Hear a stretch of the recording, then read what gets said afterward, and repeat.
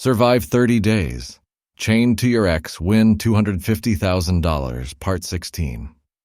Night settled gently over Prague, wrapping its rooftops in velvet blue while the river shimmered with scattered lantern lights. Clara wandered along the Vltava's edge, savoring the way the city transformed after dusk. The air carried a crisp coolness tinged with the faint scent of wood smoke and roasted almonds drifting from nearby stalls. Music from a distant cafe rose and fell with the breeze, mingling with the hush of flowing water. She paused near a quiet landing where an old wooden boat bobbed lazily against the stone embankment. A man sat inside, arranging a bundle of paper lanterns, each glowing softly from within. He looked up and offered a kind smile. "Would you like to set one adrift?"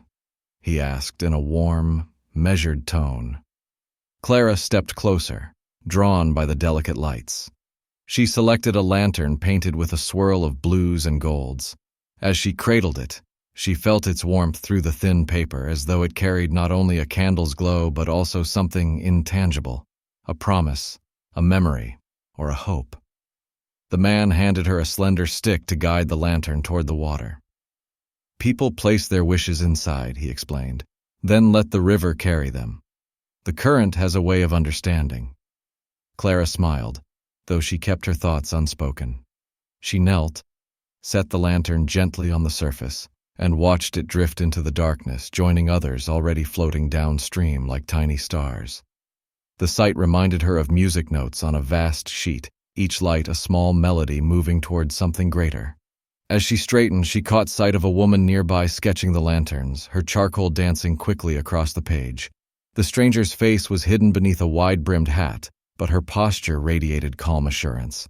When their eyes met briefly, the woman nodded, acknowledging an unspoken kinship between artists who found meaning in quiet rituals. Clara lingered, listening to the river's murmurs, the faint laughter from a passing boat, the whisper of leaves rustling overhead. She felt the city breathing around her, alive even in its silences. Prague was no longer simply a place on a map. It had become a companion, a confidant, a canvas for every sound and color she released into the world. She took out her violin, letting its polished surface catch the lantern light. Slowly she played, weaving a tune as soft as the river's current, as steady as the pulse of the city. The melody floated over the water, echoing faintly between bridges, settling among the drifting lights. It felt less like performance and more like a quiet conversation, a way of thanking the city for its endless gifts. When she lowered the bow, Clara stood very still, letting the last note fade into the night. The boatman gave her a gentle nod, as if confirming that some unspoken message had been understood.